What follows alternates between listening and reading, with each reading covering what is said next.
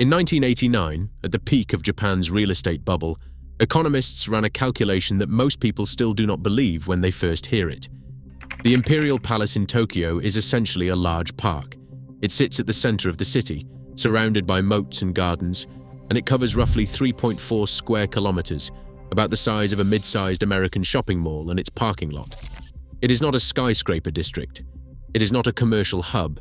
It is a palace and the grounds around it, and most of it is grass. At the peak of the bubble, that patch of grass was worth more than every home, every office building, every piece of land in the entire state of California, combined. California, at the time, was the world's 6th largest economy. Nobody published that number to celebrate. It was a warning, and nobody listened to it. 35 years later, a 3-bedroom house in Tokushima Prefecture, on Japan's island of Shikoku, was listed on a government database for 50,000 yen, which is roughly $330. It had been on the database for 2 years. No one had made an offer. Houses like that one have a name in Japan. It is called an akiya, a Japanese word that literally means empty house, and it is one of approximately 9 million of them now scattered across Japan, from the northern island of Hokkaido down to the southernmost islands of Okinawa. 9 million houses that Japan cannot sell, cannot demolish fast enough, and in a growing number of cases, cannot legally give away. Most people, when they hear about the $300 house in Japan, assume the price is the story. It is not. The reason nobody is buying has almost nothing to do with the number on the listing, and we will come back to that. To understand what an akiya is, you have to understand what Japan built in the decades before it became one.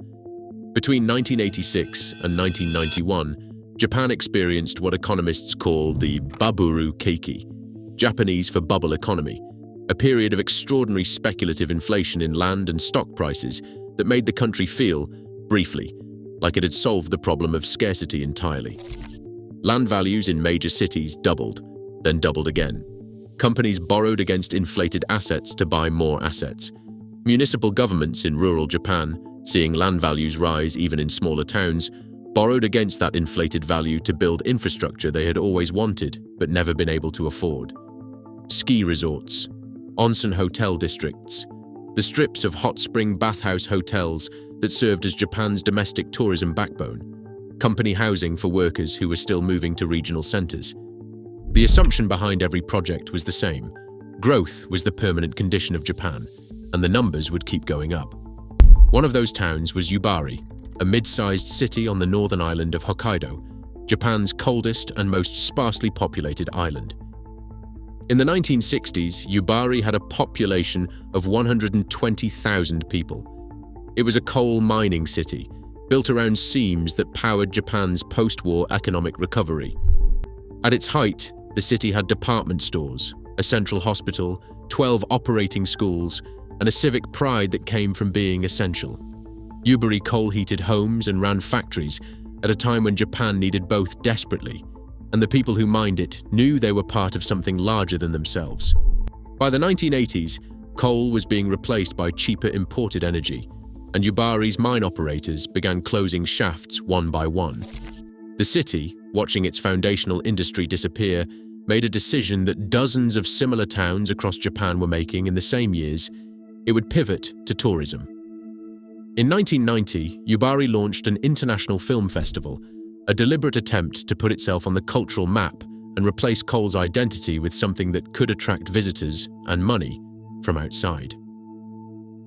The festival was real. International films screened. Directors attended. For a short window, the reinvention looked like it might actually work.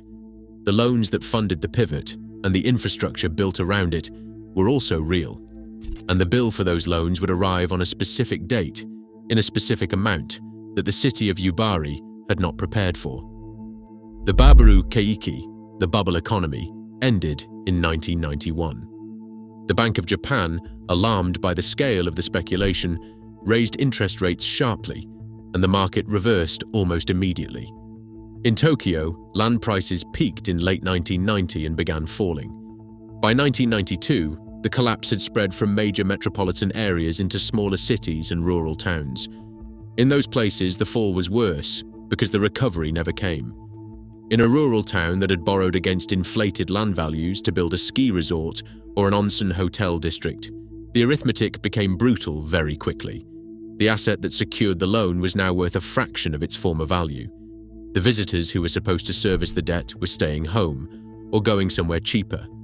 And the young people who had once filled the company housing were moving to Tokyo or Osaka, because that is where the surviving jobs were concentrated. Yubari's numbers tell the story in the sharpest possible terms. The city entered the 2000s carrying debts of 35 billion yen, roughly $230 million, against an annual municipal budget of only 4 billion yen, around $26 million. In March 2007, Yubari became the first municipality in modern Japan to declare fiscal bankruptcy.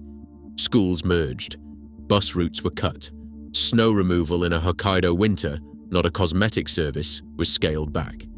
Hundreds of residents were forcibly relocated from their neighborhoods on the city's outskirts into central apartment blocks, so the city could stop maintaining the roads and pipes in the areas they left behind. The average age of Yubari's remaining residents is now 65. The population that was once 120,000 is today fewer than 8,000 people. Yubari is the most documented case, but it is not unusual. Japan's population has been shrinking since 2008. In 2022, the country recorded 799,000 births and 1.58 million deaths, a natural population decrease of more than 800,000 people in a single calendar year.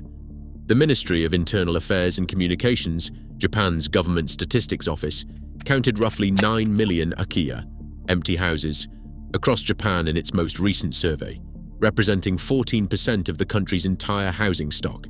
That is double the number recorded in 1993.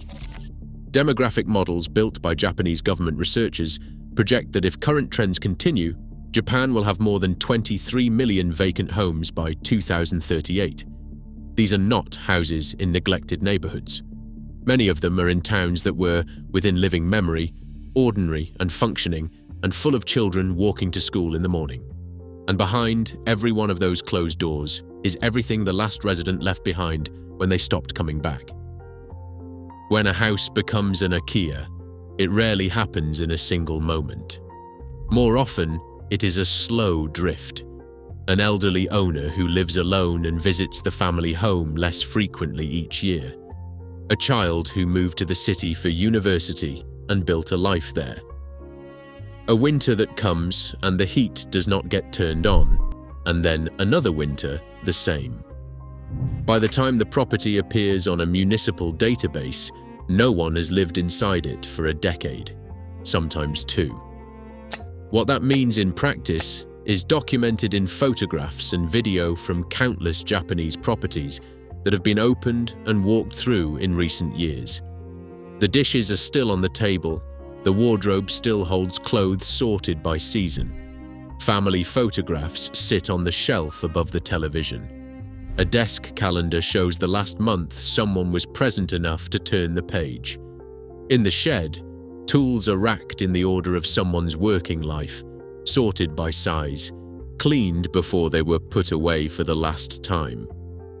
On the kitchen counter, utility bills, a letter from the municipal office, things that were set aside to deal with later and were never dealt with.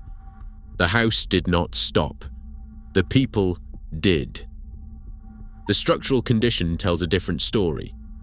Termites in Japan are efficient and invisible, and they work through wooden floor joists and wall frames without disturbing the surfaces above them. Floors that feel solid reveal rotted joists when the boards come up. Walls that look sound open to reveal damage progressing for years. Properties built before 1975 may contain asbestos in their insulation and ceiling tiles, requiring licensed removal before any renovation work can legally begin. In rural areas, many akiya were never connected to the municipal water system, or were connected and then disconnected when the account lapsed, meaning the first cost a new owner faces is not paint or flooring, but the installation of a well or a septic system. That runs between 1.5 million yen and 2.5 million yen, roughly $10,000 to $16,000, before a single room has been touched. In walkthroughs of abandoned onsen resort properties, one detail appears repeatedly in photographs taken across different towns and different prefectures. The vending machine in the lobby, still plugged in, still illuminated, still stocked with drinks that have long since expired, their labels bleached by years of interior light. Someone chose to leave it running when they closed the doors. It waited for customers who stopped arriving in 1993 and never adjusted its understanding of the situation. But the detail that stays is simpler than that. At the genkan, the small entryway step just inside a Japanese front door where you take off your shoes before entering the home, the slippers are still there, turned outward, toward the door, waiting for someone to step into them and come inside. The glitch the title promised is this: the $300 house is real. You can find it on the Akiya Bank, the publicly searchable government database, called that in Japanese too, that hundreds of Japanese municipalities now operate, listing properties available for purchase or outright donation at heavily discounted prices. Some listings are genuinely at zero. Some are at 50,000 yen, $330. The listing is not a trick. The renovation is where the arithmetic comes apart. Japanese real estate platforms that specialize in akiya properties publish cost estimates based on documented renovation projects. Light work, cosmetic repairs, and basic weatherproofing runs between 500,000 yen and 1.5 million yen, roughly $3,300 to $10,000. Moderate renovation, a new kitchen, an updated bathroom, and fresh insulation runs from 2 million yen to 5 million yen, $13,000 to $33,000. Full structural renovation for a property with serious underlying damage starts at 5 million yen, $33,000, and climbs from there, with documented cases reaching 15 million yen, close to $100,000 for complete rebuilds. Budget overruns of 20 to 30% above the initial estimate are described by contractors who specialize in this work as routine, because the damage that drives those overruns, the termites in the joists, the asbestos in the ceiling panels, the corroded pipes inside the walls, is only discovered once work has already started. The house listed for $330 costs, in realistic documented terms, between $30,000 and $100,000 to make livable. That is not a scam. It is just a number that does not appear anywhere on the listing. And then there is a category of akiya that does not appear on any listing at all, because it legally cannot. When a Japanese property owner dies without having transferred the title, the property passes to all surviving heirs in equal shares under Japanese inheritance law. If those heirs are multiple siblings, or cousins, or the children of cousins, scattered across different cities or different countries, no single one of them has the legal authority to sell or donate the property without the agreement of all the others. If one heir is unreachable or refuses to engage or simply does not respond, the property is frozen. It cannot be sold. It cannot be given away. It sits and it decays, and it does not appear in any akiya bank because no one with the legal standing to list it has done so. The Japanese government estimates that hundreds of thousands of properties are in exactly this condition right now. Nobody wants it is not a failure of marketing. It is a description of a legal and economic structure that makes wanting almost entirely irrelevant. In 1989, the land under one palace in one city was worth more than an entire American state. In 2026, a farming town in Hokkaido called Uni is listing houses for 0 yen and has received 2 serious inquiries in 3 years. Both came from outside Japan. Both stalled when the renovation estimates came back. The numbers changed. The buildings did not. And the people had to decide what to follow, the place or the future. Most of them chose the future. What they left behind is the record, not the national statistics, not the 9 million empty houses or the projected 23 million, but the specific and quiet evidence inside each closed home of a life that was organized and maintained and cared for, and then, gradually and without ceremony, put down. The dishes, the calendar stopped at a particular month. The tools in the shed, cleaned before they were racked, because that was how the person who owned them did everything. At the genkan, the small entryway step where you take off your shoes before coming inside, in every one of those houses, the slippers are still turned outward. Akiya, empty house. That is the translation. But the word does not quite account for what these places actually are, which is full. Full of the record of the people who were there, and the economy that rose around them, and the specific moment it stopped, and the long quiet that has come after. 9 million of them. And the number is still climbing.